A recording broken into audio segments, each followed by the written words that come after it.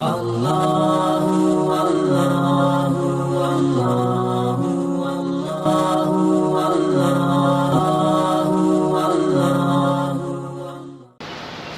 اللہ الرحمن الرحیم الحمد للہ الجبار والصلاة والسلام علی رسولہ المختار وعلی آلہ الاطہار واصحابہ الاخیار الی یوم القرار اما بعد اعوذ باللہ من الشیطان الرجیم بسم اللہ الرحمن الرحیم ان الذین آمنوا وعملوا الصالحات کانت لهم جنات الفردوس نزلا صدق اللہ العلی العظیم وقال رسول اللہ صلی اللہ علیہ وسلم یکون فی آخر الزمان دجالون کذابون یاتونکم من الاحادیث لم تسمعوا انتم ولا آباؤکم فإیاکم وإیاہم لا یضلونکم ولا یفتنونکم رواہ مسلم او کما قال علیہ الصلاۃ والسلام۔ بزرگوں اور میرے عزیز دوستوں، کافی دیر سے مغرب کے بعد ہی سے آپ حضرات ہم کو برداشت کر رہے ہیں، اس لیے کہ یہ دور جسمانی اعتبار سے بھی کمزوری کا دور ہے۔ ایمان اور یقین تو کمزور ہے ہی، لیکن ساتھ میں بدن بھی زیادہ مضبوط نہیں ہے۔ ہاتھ پیر کمر سب کمزور ہے،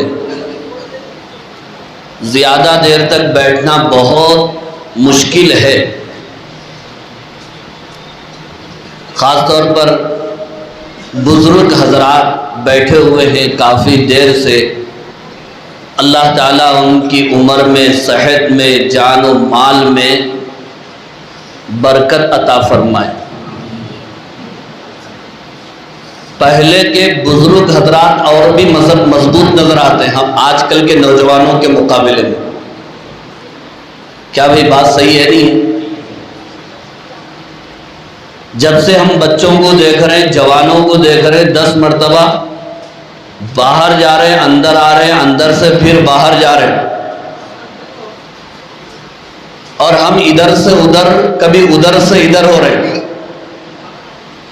پیراں بدل رہے ہیں، پہلو بدل رہے ہیں، مگر ہمارے بزرگ حضرات ایک پلر اور ستون کی طرح مضبوطی سے بیٹھے ہوئے۔ جیسے تقریر کرنا ایک فن ہے، ویسے ہی تقریر سننا بھی ایک فن ہے۔ ہر آدمی بیان کر سکتا، ہر آدمی تقریر کر سکتا نہیں کر سکتا، ویسے ہی ہر آدمی تقریر سن بھی نہیں سکتا۔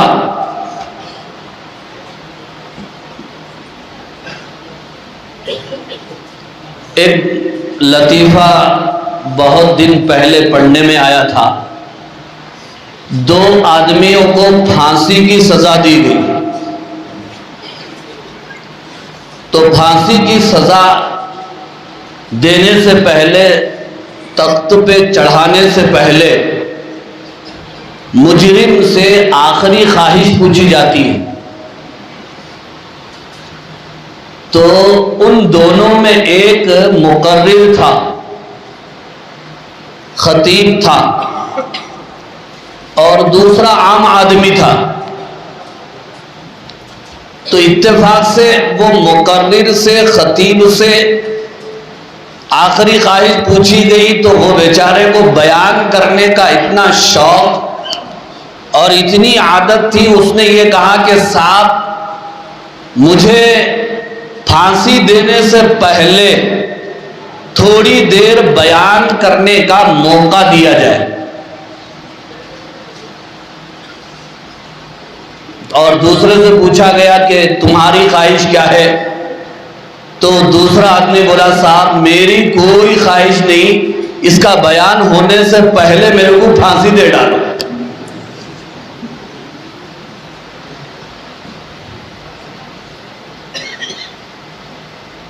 اب پتہ نہیں آپ لوگوں کے ذہنوں میں اس وقت کیا چل رہا ہے، یہ بیانات کب ختم ہوتے، کب جو ہے اذان ہوتی، عشاء کی نماز پڑھیں گے، کھانے سے فارغ ہو کے فوراً رفو چکر اور 9-2-11 ہو جائیں گے۔ اگر ہماری نیت اور ہمارا ارادہ یہ ہے، ہمارے یہ خیالات ہیں، تو بدل ڈالو، اس لیے کہ ہم کو اچھی طرح معلوم ہے رات میں آپ لوگ کب سو رہے ہیں۔ سروے کر کے دیکھ لیجئے گھروں کا، رات میں 12 بجے سے پہلے تو کوئی نہیں سو رہا ہے، جبکہ اسلام کی تعلیم یہ ہے کہ عشاء کے بعد جلدی سو جانا اور عشاء کی نماز کے بعد گپ شپ کرنا، بات چیت کرنا، منطقہ مارنا مکروہ ہے، درست نہیں ہے، جائز نہیں ہے۔ اور فجر میں جلدی اٹھنا یہ سنت ہے۔ نوم الصبحۃ یمنع الرزق، صبح کا سونا رزق کو روکتا ہے۔ آپ لوگ سروے کیجئے، تحقیق کیجئے، ذرا نظر ڈالیے، برادران وطن پر، غیر مسلم بھائیوں پر، ان کی بستیوں کا جائزہ لو تو ہم سے پہلے ان کی بستی میں لوگ جاگتے ہوئے نظر آئیں گے۔ مولانا عاقل صاحب رحمت اللہ علیہ بولتے تھے، مسلم بستیوں کو اور غیر مسلم بستیوں کو پہچاننے کا طریقہ کیا ہے؟ صبح میں جا کے دیکھ لو، اگر انگن میں کچرا پڑے ہوا ہے، غلاظت پڑی ہوئی ہے اور کپے سجے ہوئے، یہاں کپا، وہاں پہ ایک کپا، یہاں پہ کپا، سمجھ لو کہ وہ مسلم بستی ہے۔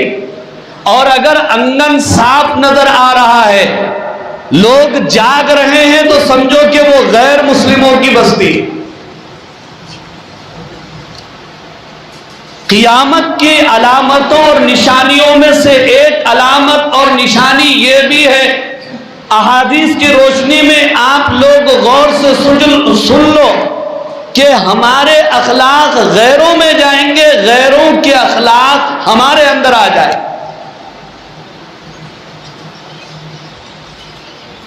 ہر چیز میں آج ہم آگے ہیں، غصہ ہم سے زیادہ کسی اور کو نہیں،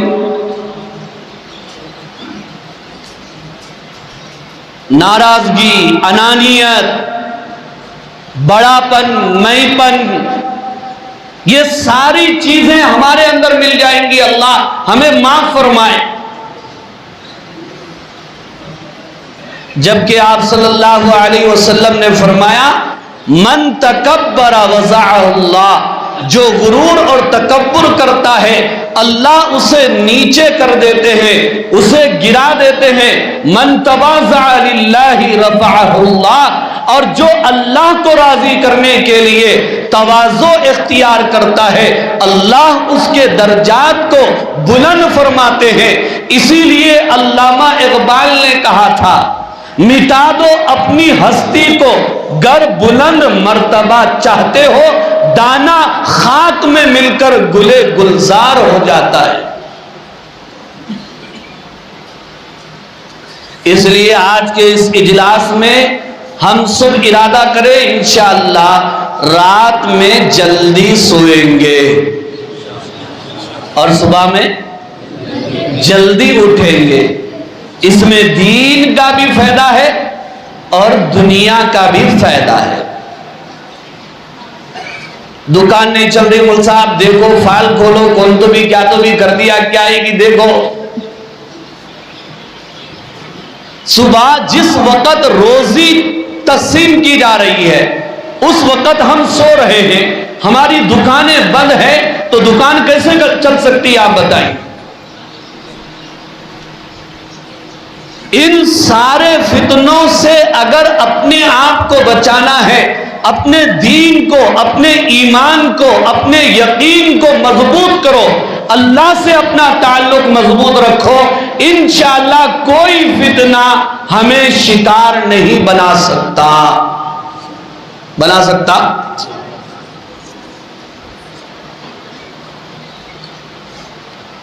اب یہ پوری آیتیں، پوری احادیث، پوری تفصیلات یہ ایمان کو بنانے کے لیے بتائی جا رہی ہے اور سنائی جا رہی ہے۔ اگر ایمان مضبوط ہے، یقین مضبوط ہے، فتنہ آ سکتا؟ کوئی دلیل کی ضرورت نہیں پڑتی۔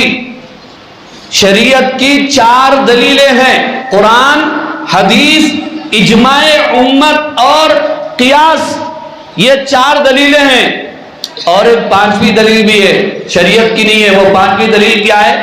کوئی بھی فتنہ آیا تو لٹ۔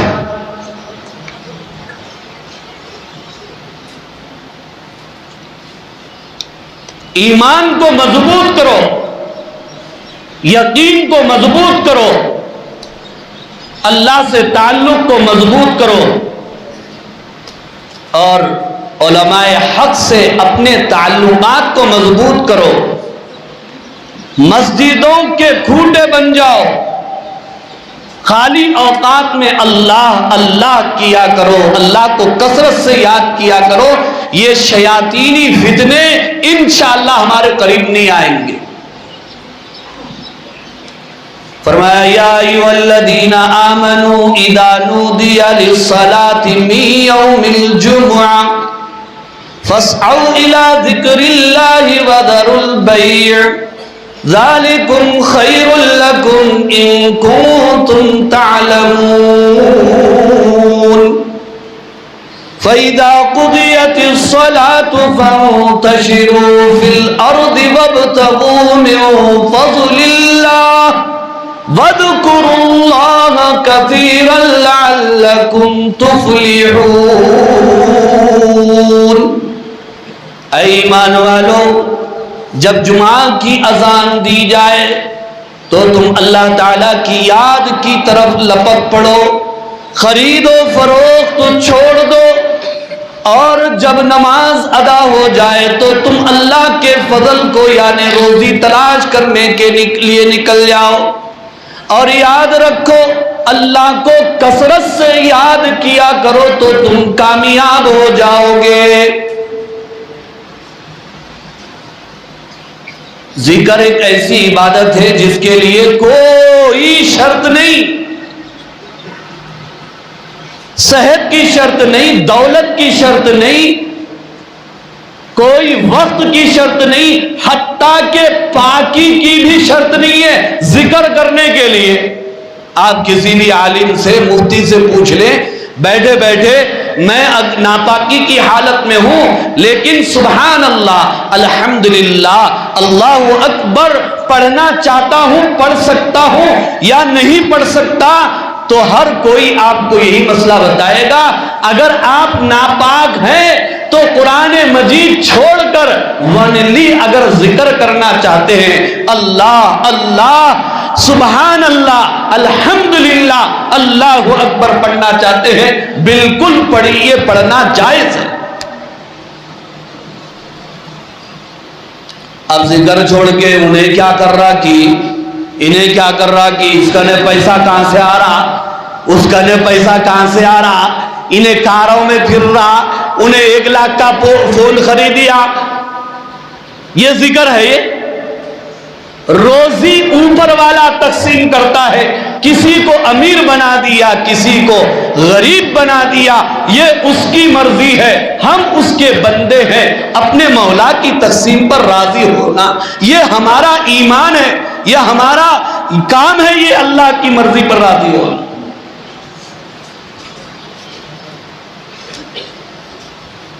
اب فتنے، قیامت کے قریب فتنے ایسے آئیں گے جیسے آسمان سے برسات برستی ہے۔ حدیث کے مفہوم میں بات ہے، آسمان سے برسات کی طرح فتنے آئیں گے۔ اب آپ بتائیے، برسات کی طرح فتنے آئیں گے، کوئی بچ سکتا ہے برسات سے؟ کوئی عالم صاحب، کوئی مفتی صاحب، کوئی تعلیم یافتہ، کوئی ڈاکٹر، کوئی انجینئر، کوئی ماسٹر، کوئی منسٹر، کوئی امیر، کوئی غریب، کوئی دیہاتی، کوئی شہری، کوئی بڑا، کوئی چھوٹا، کوئی جوان، کوئی بوڑھا بچ سکتا ہے برسات سے؟ نہیں بچ سکتا۔ اب سردی کا موسم چل رہا، کوئی تو میرے کو سردی نہیں ہوتی بول تو جمتا۔ سردی موسم کا اثر ہر ایک کو ہوتا، کسی کو زیادہ ہوتا، کسی کو کم ہوتا، یہ بات الگ ہے، لیکن موسم کا اثر ہر ایک کو ہوتا ہے۔ لیکن موسم کے اثر سے بچنے کے لیے وقت سے پہلے سوٹر خرید لینا، برسات سے بچنے کے لیے رین کوٹ پہن لینا ہے نہیں ہے۔ ویسے ہی یہ فتنے آسمان کس طرح بارش ہوگی ویسے ہی فتنے ہوگے۔ سرکار دو عالم صلی اللہ علیہ وسلم نے فرما دیا، اب ان فتنوں سے محفوظ ہونے کے لیے ہمیں کیا کرنا پڑے گا، وہ بھی علاج ہمیں اللہ کے نبی نے حدیث میں بتا دیا۔ کیا بھی حدیث ہے مسلم شریف کی؟ کون سی کتاب کی؟ حدیث کی بڑی کتابیں کتنی ہیں؟ 6۔ نمبر 1 بخاری شریف، نمبر 2 مسلم شریف، نمبر 3 ترمذی شریف، نمبر 4 ابو داؤد شریف، نمبر 5 نسائی شریف، نمبر 6 ابن ماجہ شریف۔ تو حدیث کی جو دوسری بڑی کتاب ہے اس کا نام کیا ہے بھائی؟ بولو ذرا، تم بھی بولو نا بھائی، جاگ رہے بول کے معلوم ہوگا نا۔ آج پوری دنیا جاگ رہی ہے، اگر کوئی نہیں جاگ رہا ہے تو وہ مسلمان ہے جو نہیں جاگ رہا ہے۔ جگانے کے لیے آپ کو بلایا گیا، اس کے لیے محنتیں کی گئی، 15-20 دن پہلے سے اس کی فکریں کی گئی، لیکن اس کی اہمیت کا علم نہیں۔ کیا ہے کتاب کا نام؟ مسلم شریف۔ اس مسلم شریف کی یہ روایت ہے، سرکار دو عالم صلی اللہ علیہ وسلم نے فرمایا، عن ابی ہریرہ رضی اللہ عنہ عن النبی صلی اللہ علیہ وسلم قال یکون فی آخر الزمان دجالون کذابون۔ سرکار دو عالم صلی اللہ علیہ وسلم نے فرمایا، آخری زمانے میں، آخری دور میں دجال کذاب پیدا ہوں گے۔ دجال کس کو بولتے ہیں؟ دھوکہ دینے والوں کو۔ دجال کسے کہتے ہیں؟ جھوٹ بولنے والوں کو۔ دجال کسے کہتے ہیں؟ چکنی چپڑی باتیں کر کے لوگوں کو ٹوپی پہنانے والے کو۔ دجال کسے کہتے ہیں؟ جو پلان بنا کر، شیطانی پلان بنا کر ایمان کے لٹیروں کو دجال کہا جاتا ہے۔ صرف کانا دجال کو دجال نہیں کہا جاتا، جو بھی ایمان کا لوٹنے والا ہے اور ایمان کا لٹیرا ہے، نبوت کا جھوٹا دعوے دار ہے، مہدیت کا جھوٹے دعوے دار ہے، جیسا شکیل بن حنیف ہے، اس نے دعویٰ کیا، وہ بھی دجال ہے، وہ بھی کذاب ہے۔ جیسے اوروں نے دعویٰ کیا، یہ جتنے بھی نبوت کے جھوٹے دار ہیں وہ دجال اور کذاب میں داخل اور شامل ہیں۔ ان دجالوں کو پہچاننا ہمارا کام ہے، ان کا علم رکھنا ہمارا کام ہے، ان کو جاننا ہمارا کام ہے۔ ورنہ بزرگوں اور عزیز دوستوں، بات دراصل یہ ہے، یہ فتنے اتنے خطرناک ہیں، اتنے زہریلے ہیں، عوام تو دور کی بات ہے، عام لوگ تو دور کی بات ہے، پڑھے لکھے لوگ، حتیٰ کہ میرا یہ اندیشہ ہے اگر ایک عالم بھی ہے صحیح علم نہیں رکھے گا تو ان فتنوں سے متاثر ہو سکتا ہے، ان فتنوں سے متاثر ہو سکتا ہے۔ دیکھو، ہمارا کام آپ کو بتانا ہے اور آپ کا کام سب کو بتانا ہے۔ کل قیامت کے دن ہمارا کوئی یہ دامن نہیں پکڑ سکتا کہ بھی علماء نے ہم کو نہیں بتایا۔ ہماری یہ ذمہ داری، ہمارا یہ فریضہ الحمدللہ نبھا رہے ہیں۔ جتنے لوگ یہاں پر آئے ہیں ان کی یہ ذمہ داری ہے، جس فتنے کے بارے میں ابھی آپ نے مولانا عبد المجید صاحب قاسمی دامت برکاتہم سے شکیل بن حنیف دجال کذاب نبوت کے جھوٹے دعوے دار کے بارے میں تفصیلات سنی، اس کو یاد رکھیے۔ اسی طرح ابھی آپ نے مفتی عبد الصبور صاحب قاسمی دامت برکاتہم سے مرزا علی انجینئر کے بارے میں آپ نے سنا، جو حقیقت میں شیعہ ہے اور صحابہ پر کیچڑ اچھال رہا ہے اور اندیشہ ہے کہ آگے چل کر وہ نبوت کا دعوے دار بن جائے۔ ان سارے فتنوں سے آپ کو واقف کیا جا رہا ہے۔ یہ ذمہ داری ہے دوسروں تک پہنچانا، یہ آپ کی ذمہ داری ہے۔ کیا بھائی پہنچیں گے نہیں پہنچیں گے؟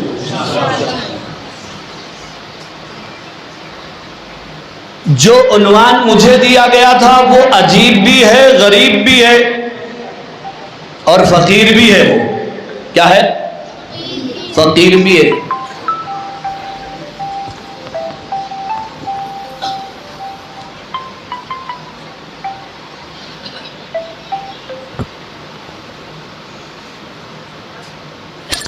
یہ فون کا فتنہ ہے نا، بیچ میں آتا ہے۔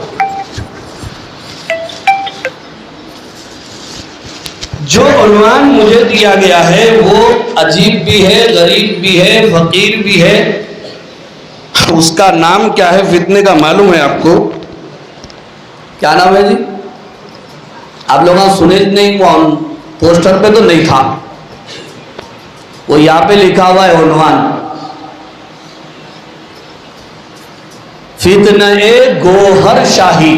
کیا نام ہے اس کا؟ فتنہ گوہر شاہی۔ آپ علماء سے پوچھ سکتے ہیں اس وقت فتنہ گوہر شاہی، اس کے نام میں شاہی ہے، شاہی کے معنی بادشاہ کے آتے ہیں۔ اب فی الوقت جتنے فتنے چل رہے ہیں ان تمام فتنوں کا بادشاہ ہے یہ فتنہ گوہر شاہی۔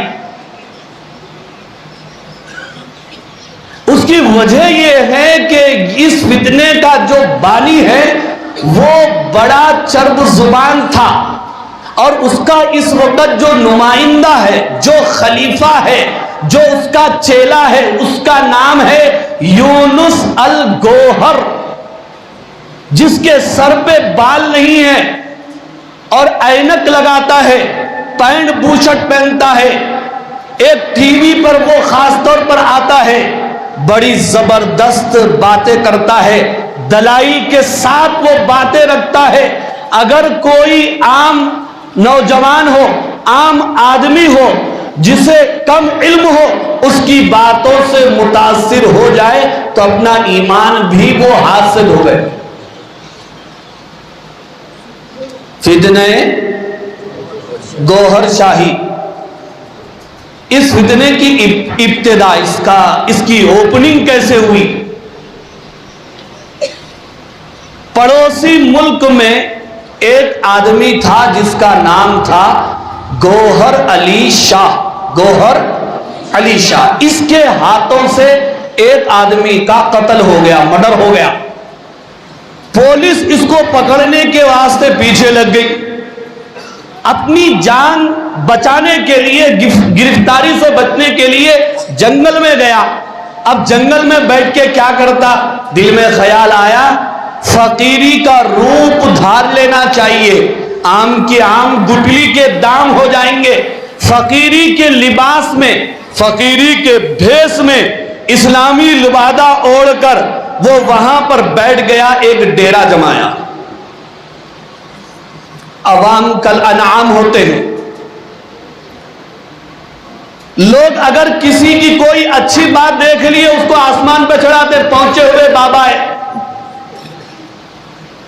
جیسے ابھی ایک میموری بابا فیاض کا فتنہ ہے نا، سامنے نہیں آتا، کہتے جو بھی بات کرنا ہے میموری پہ ہوتی ہو، اچھے اچھے وظیفے پڑھنے کے لیے، کاروبار چمکانے کے لیے، دشمن کو جھکانے کے لیے، شادی جلد ہونے کے لیے، من پسند شادی کے لیے، اس کی طرف سے وظیفے پہ وظیفے آ رہے ہیں پڑھنے کے لیے، نوجوان متاثر ہو کر کے یہ میموری بابا کے گرویدے ہو جا رہے ہیں۔ ایسے ہی یہ گوہر علی شاہ جنگل میں بیٹھ گیا، فقیر بن کر، ڈیرا ڈال کر، لوگ آ کر کے گرویدہ ہوتے چلے گئے، اور اس پورے جنگل کو گوہر علی شاہ کے حوالے کر دیا۔ کیا کر دیا؟ گوہر علی شاہ کے حوالے کر دیا۔ اس جنگل کا نام جہاں پر اس نے اپنا ڈیرا سجایا تھا ڈھوک رکھا گیا۔ نام کیا رکھا گیا؟ ڈھوک، ڈال ہا وو کاف، ڈھوک رکھا گیا۔ وہ بیچارے کا انتقال ہو گیا۔ اس کے بچوں میں ایک بچے کا نام تھا فضل حسین مغل۔ کیا نام تھا جی؟ فضل حسین مغل۔ یہ بچہ کچھ نہیں کرا، اپنی جگہ رہا، کیسی زندگی گزارا وہ تو نہیں معلوم، مگر یہ فضل حسین مغل کو 1941 میں ایک بچہ پیدا ہوا جس کا نام ریاض احمد رکھا گیا۔ کیا نام رکھا گیا؟ ریاض احمد رکھا گیا۔ اب یہی وہ بچہ ہے جو فتنہ گوہر شاہی کا بانی ہے، فاؤنڈر ہے۔ بچہ بڑا ہوا، سب بچے جیسا پڑھتے نا، یہ بھی اسکول میں میٹرک تک تعلیم حاصل کیا، اس کے بعد کچھ کام کیا، دکان لگایا، دکان نہیں چلی، میکانک بنا، وہ بھی نہیں چلا، ہاتھ تنگ دست تھا، غریبی چھائی ہوئی تھی، مسلط تھی، کروں تو کیا کروں؟ خود اپنی کتاب روحانی سفر میں لکھتا ہے، اس کی 5-6 کتابیں، یہ مصنف بھی ہے، شاعر بھی ہے، چرب زبان ہے، بات جب کرتا ہے، میں اس کے ویڈیو سن چکا ہوں، اتنی زبردست بات کرتا ہے، اللہ کا نام بار بار لیتا ہے، دل کی بات کرتا ہے، سرکار پر الزام لگاتا ہے، کہتا ہے کہ حضور کو علم تھا، باطنی علم بھی تھا، اور اسی طرح عشق کا علم بھی تھا، لیکن آگے کہتا ہے کہ حضور نے کسی کو صوفی نہیں بنایا، حضور نے کسی کو عاشق نہیں بنایا، حضور نے کسی کو فقیر نہیں بنایا۔ اس کا مطلب کیا؟ میں بنا رہا ہوں۔ تو اس نے سب سے پہلے ایک انجمن کی بنیاد رکھی، اس انجمن کا نام کیا تھا؟ انجمن سرفروشان اسلام۔ کیا تھا جس کا پہلا جو فاؤنڈیشن اس نے منعقد وہ جو ڈالا، کیا نام تھا؟ انجمن سرفروشان اسلام، ISI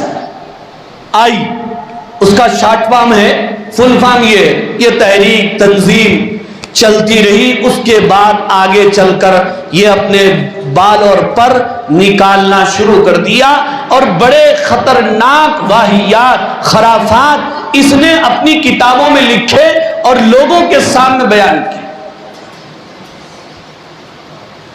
اس کے عقائد میں کہاں سے شروع کروں؟ اللہ کے بارے میں کیا کہتا ہے، نبی کے بارے میں کیا کہتا ہے، قرآن کے بارے میں کیا کہتا ہے؟ ایک بیان میں، ویڈیو میں خود اپنے کانوں سے کل یا پرسوں سنا، یہ بیان میں کہتا ہے ایک شیعہ سے میری ملاقات ہوئی، اس شیعہ نے مجھ سے کہا کہ قرآن کے 30 پارے نہیں ہیں، قرآن کے 40 پارے ہیں، 10 پارے وہ اصل ہیں، 30 پارے اصل نہیں ہیں۔ میں نے کہا یہ بات غلط ہے۔ پھر آگے کہتا ہے لیکن جب میں نے جنگل میں ریاضت کی تب جا کر کے مجھے یہ معلوم ہوا کہ وہ 10 پارے ہی اصل ہیں، وہ 10 پارے ہی اصل ہیں، 30 پارے اصل نہیں ہے۔ اب دیکھیے آگے کہتا ہے 30 پاروں کا 10 پاروں کا جب میں مقابلہ کرتا ہوں تو 30 پاروں کے اندر حقیقی علم ہے، کہتا ہے کہ 10 پاروں میں حقیقی علم ہے، کہتا ہے کہ 30 پاروں میں نماز قائم کرو۔ 30 پاروں میں کیا ہے؟ نماز قائم کرو۔ وہ کہتا ہے کہ 10 پاروں میں یہ ہے جب نماز کا مقصد ہے اللہ کا استحضار، اللہ کا دھیان حاصل ہونا، تو 10 پاروں میں لکھا ہوا ہے جب نماز پڑھتے پڑھتے جب اس اللہ کا دھیان حاصل ہو جائے اب نماز کی ضرورت نہیں ہے، اب نماز کی ضرورت نہیں ہے۔ جبکہ میرے اور آپ کی آقا سرور کونین احمد مجتبیٰ محمد مصطفیٰ سب کہہ دو صلی اللہ علیہ وسلم دنیا سے پردہ فرما رہے ہیں، آپ کا وصال ہو رہا ہے، تو آپ صلی اللہ علیہ وسلم اس حال میں بھی نماز ادا فرما رہے ہیں، اور آپ کی آخری وصیت کیا تھی؟ الصلاۃ الصلاۃ، نماز کا اہتمام کرو، نماز کا اہتمام کرو، او ما ملکت ایمانکم، اور اپنے غلاموں اور باندیوں کے ساتھ اچھا سلوک کرو۔ نماز معاف ہے؟ کب تک ہے نماز؟ اللہ کا دھیان ہونے تک ہے یا زندگی کی آخری سانس تک ہے؟ بیمار ہیں ٹھنڈا پانی استعمال نہیں کر سکتے، گرم کرو، گرم استعمال نہیں کر سکتے تیمم کرو، کھڑے ہو کے نہیں پڑھ سکتے بیٹھ کے پڑھو، بیٹھ کے نہیں پڑھ سکتے لیٹ کے پڑھو، لیٹ کے پڑھو، اشارے سے پڑھ سکتے ہیں مگر پڑھو، مگر نماز کسی سے معاف نہیں۔ یہ کہتا ہے کہ نماز کا مقصد ہے اللہ کا دھیان، جب دھیان حاصل ہو جائے نماز ختم۔ اور کہتا ہے آگے کہتا ہے کہ وہ روزے کا مقصد کیا ہے؟ روزے کا مقصد ہے اپنے نفس کو پاک کرنا۔ روزے کا مقصد کیا ہے؟ یا ایھا الذین آمنوا کتب علیکم الصیام کما کتب علی الذین من قبلکم لعلکم تتقون۔ روزے کا مقصد ہے اپنے اندر تقوی، اپنے نفس کو پاکیزہ کرنا۔ جب تمہارا نفس پاکیزہ ہو جائے اب روزے کی ضرورت نہیں ہے۔ کھانے سے پینے سے بھوکے رہنے سے کیا فرق پڑتا ہے؟ دیکھیے آپ، کہتا ہے کہ یہ 30 پاروں میں تو نہیں ہے، روزہ رکھنے کا ہے، اور 10 پاروں میں کیا ہے؟ جب تمہارا نفس پاک ہو جائے تو کیا کرو؟ بس روزے کچھ بھی ضرورت نہیں ہے۔ اچھا ہے نہیں ہے؟ اچھا ہے نہیں ہے؟ ایسے بیانہ اگر اس کے سن لیے دل کو بات لگ گئی، بات تو بڑی واجبی بول رہا بھائی، اللہ تعالیٰ کیا بھوکے مارنے والے ہیں؟ کیا نمازوں سے ایسی مصیبت میں مبتلا کرنا؟ مقصد مل گیا، بات ختم ہو گئی، کل سے میری نماز بھی ختم، میرا روزہ بھی ختم۔ آگے کہتا ہے کہ 30 پاروں میں تو حج کرنے کا ہے، لیکن 10 پاروں میں کیا ہے؟ 10 پارے میں یہ ہے حج اور عمرہ دل کا ہوتا، تو حج اور عمرہ کرنے کے لیے وہاں جانے کی ضرورت نہیں ہے، تم اپنے دل میں اللہ کی محبت پیدا کرو، خود بیت اللہ تمہارے دل کا حج کرنے کے لیے آئے گا۔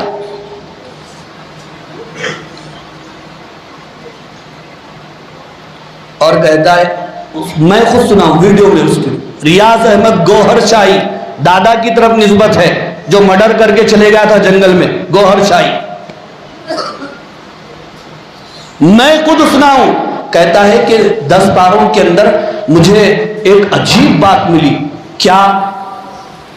وہ عجیب بات یہ ملی کہ آپ صلی اللہ علیہ وسلم جب معراج میں عرش الہی پر تشریف لے گئے تو حضرت علی کی انگوٹھی گم ہو گئی تھی، وہ اللہ کے ہاتھ میں نظر آئی، نعوذ باللہ۔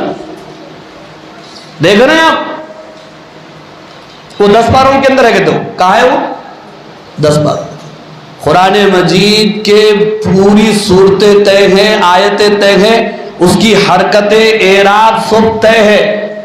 جیسے آسمان سے قرآن آج سے 1400 سال پہلے میرے نبی پر اترا تھا، آج بھی بالکل من و عن ہو بہو سیم ویسا ہی ہے، اور انشاءاللہ قیامت تک ویسے ہی رہے گا، اس کے ایک نقطے میں کمی بیشی نہیں ہو سکتی۔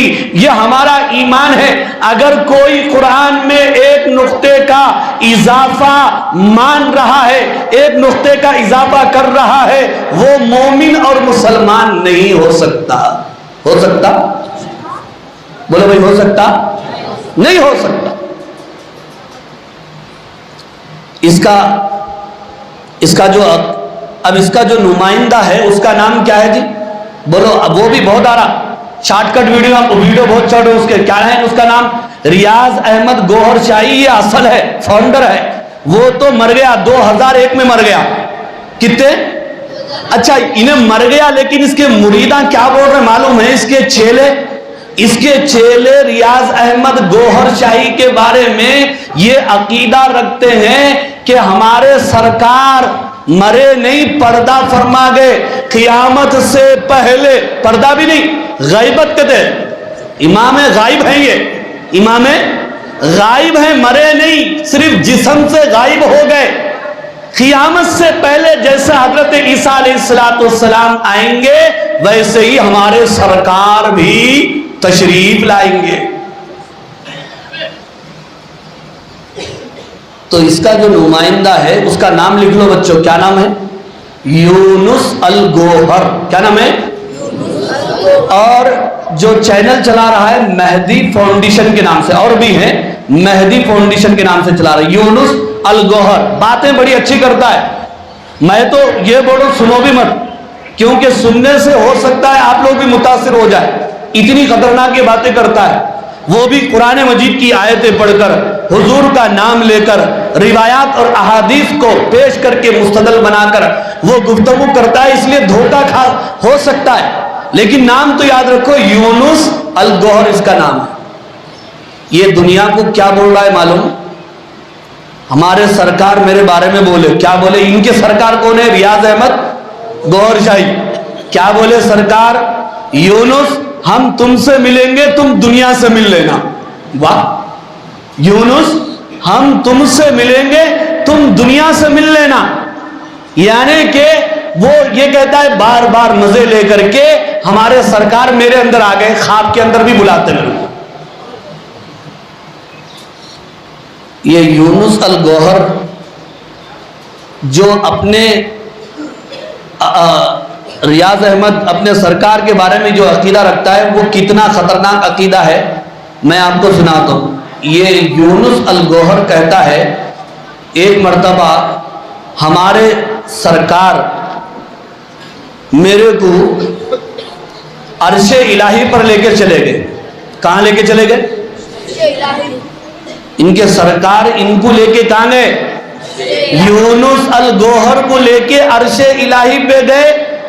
کہتا ہے جب میں عرش الہی میں پہنچا، خوشی کے مارے سجدے میں گر گیا، لیکن بازو میں دیکھتا ہوں نعوذ باللہ ثم نعوذ باللہ ثم نعوذ باللہ، 1000 بار نعوذ باللہ، نقل کفر نہ باشد۔ کہتا ہے میں سجدے میں گر گیا عرش پر، لیکن بازو میں دیکھتا ہوں کہ اللہ خود ہمارے سرکار ریاض احمد کے سامنے سجدہ کر رہا ہے۔ لعنت ہے اس کے اوپر۔ آپ پوچھ لو علماء سے، یہ ریاض احمد گوہر شاہی کو رب الارباب مانتے ہیں۔ کیا مانتے ہیں؟ رب الارباب۔ فرعون نے بھی نہیں کہا میں خداؤں کا خدا ہوں، لیکن یہ اس کے بارے میں آج دعویٰ کیا جا رہا ہے یہ رب الارباب ہے، خداؤں کا جو خدا ہے۔ پڑوسی ملک میں اس کے اوپر کفر کے فتوے جاری ہوئے اور اس کے اوپر قاتلانہ حملے بھی ہوئے۔ اپنی حفاظت کے لیے برطانیہ گیا، وہاں پر بھی چپ نہیں بیٹھا، ایک مرکز قائم کیا، وہاں کے علماء نے بھی اس کا پیچھا کیا، پھر فرانس، پھر امریکہ، پتہ نہیں کہاں کہاں یہ گیا۔ اس کی جو موت ہوئی نمونیا کی بیماری سے ہوئی اور انگریزی ملک میں ہی اس کا انتقال ہوا 2001 کے اندر۔ تو نوجوانوں، بزرگوں اور عزیز دوستوں، ان فتنوں سے ہوشیار ہو جاؤ۔ کس سے؟ شکیل بن حنیف کا فتنہ۔ سادے نوجوانوں کو ان کا طریقہ واردت بتا۔ شکیل بن حنیف کا جو فتنہ ہے، اس کے جو چیلے ہیں یہ کیسا حملہ کرتے میں آپ کو بتاتا ہوں. کوئی سی بھی مسجد میں چلے گئے, پہلی صف کے مصلی, سر پہ ٹوپی, لمبی داڑھی, معصوم چہرہ, جبہ قبہ, سبحان اللہ, الحمدللہ, انشاءاللہ, ماشاءاللہ, بات بات میں چلتا ہے. پہلے نوجوان سے, سادے نوجوان سے ملتے ہیں, جس کا کسی عالم سے تعلق نہ ہو, کسی تنظیم سے تعلق نہ ہو, کسی تحریک سے تعلق نہ ہو, کسی جماعت سے تعلق نہ ہو, ایسے نوجوانوں سے ملتے. پہلے سلام, دوسری مرتبہ چائے, تیسری مرتبہ بریانی, چوتھی مرتبہ اسلام کی اور قیامت کی علامتوں اور نشانیوں کے بارے میں گفتگو کرتے ہیں. کہتے ہیں کہ قیامت کی نشانیاں اب پوری ہو رہی ہیں. کانا دجال, امریکہ اور فراس ہے, وہ آ چکا ہے. کانا دجال کا جو گدھا ہے وہ کیا ہے, ہوائی جہاز کہتے ہیں, وہ بھی آ گیا. اب امام مہدی کی ضرورت ہے کانا دجال کو مارنے کے لیے. عیسیٰ علیہ السلام کی ضرورت ہے کانا دجال کو مارنے کے لیے. وہ عیسیٰ علیہ السلام بھی آ گئے, مہدی علیہ السلام بھی آ گئے. اور بیچ میں کیا بولتے لوگ, یہ بات عالموں کو نہیں معلوم, ان سے جا کے نہیں پوچھنا. وہ حدیثاں پورے نہیں پڑھتے, خالی دور حدیث کرتے, حدیث کا دور کرتے, ان کو کچھ نہیں معلوم. یہ راز کی بات ہے, ہم آپ کو بتاتے ہیں. کسی کو مت بتاؤ. جب وہ نوجوان اس کی باتوں میں آ جاتا ہے تو سب سے پہلے ریاستی امیر کے پاس اس نوجوان کو بھیجا جاتا ہے, پھر وہاں پر بھی وہ پختہ ہوتا ہے. تو اصل جو کذاب اور دجال, آج کل وہ اورنگ آباد کے اندر کسی گاؤں میں ہے, ایک بستی بسایا ہوا ہے جس کا نام اس نے رحمت نگر رکھا ہے, میں اسے لعنت نگر کہتا ہوں. وہاں پر وہ آج بسا ہوا ٹھہرا ہوا ہے, وہاں پر ان نوجوانوں کو بھیج دیا جا رہا ہے. آپ لوگ دیکھے ہوں گے نا ویڈیو میں, واٹس ایپ پہ بھی, شکیلوں کو پکڑ کے مسجدوں میں دیکھے نہیں دیکھے. یہ تو بولیں گے ارے نہیں, یہ علماء خود خالی جمع کر کے ادھر ادھر کی باتیں کر رہے. آپ لوگ خود دیکھے, کئی شکیلی مسجد کی پہلی صفوں کے مصلی بنے بیٹھے ہیں, پکڑے جا رہے ہیں. تو اس لیے میرے بزرگوں اور عزیز دوستوں, آج کا یہ اجلاس جس کی تفصیلات ابھی آپ نے حضرت مولانا اسماعیل صاحب قاسمی دامت برکاتہم امام و خطیب مسجد ہادہ سے سنا, تقریباً کئی دنوں سے محنتیں چل رہی. اس طرح آپ بھی محنت کیجئے, اپنی مسجدوں کے اندر بھی ایسے اجلاس, ایسے جلسے رکھیے, درس قرآن رکھیے, درس حدیث رکھیے. قرآن مجید کا درس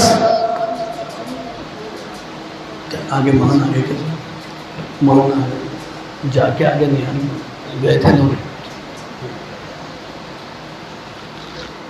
قرآن مجید اور اسی طرح حدیث کے درس کی اہمیت کے بارے میں آپ سن لیں.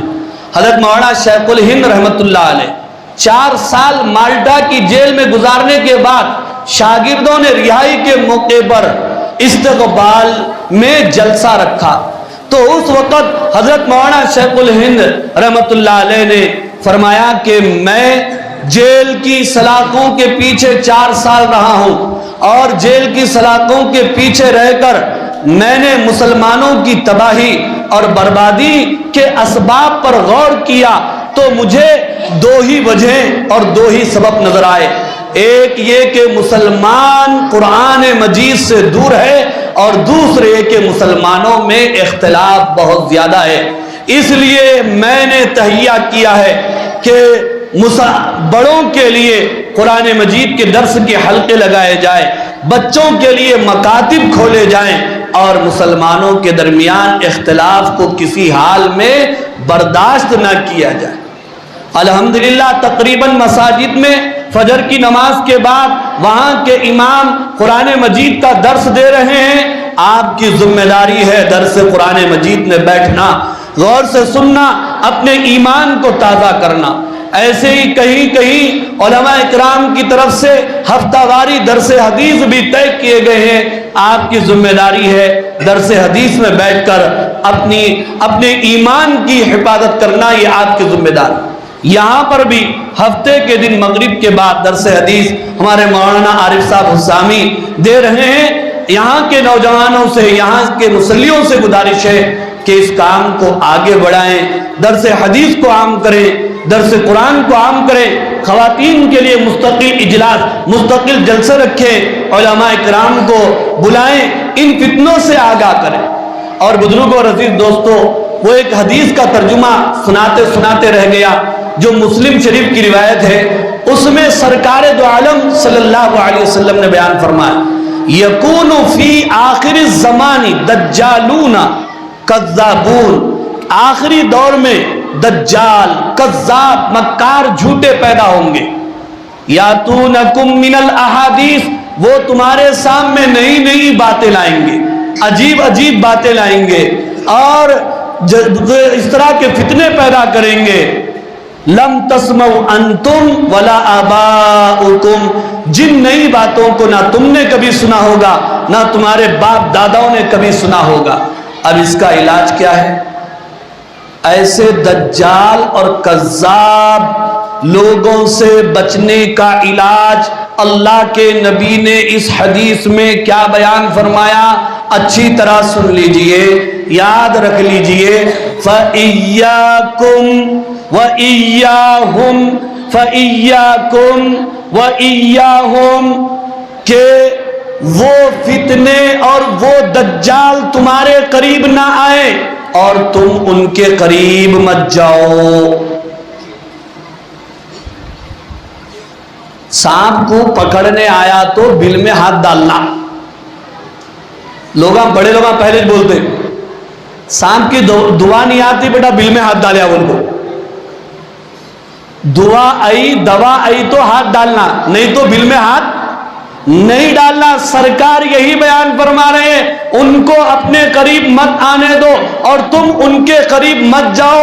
فَإِيَّاكُمْ وَإِيَّاهُمْ، اگر تم ان کے قریب گئے یا وہ تمہارے قریب آئے تو تم گمراہ ہو جاؤ گے، فتنوں میں پڑ جاؤ گے۔ اگر تم ان سے بچو گے اور وہ تمہارے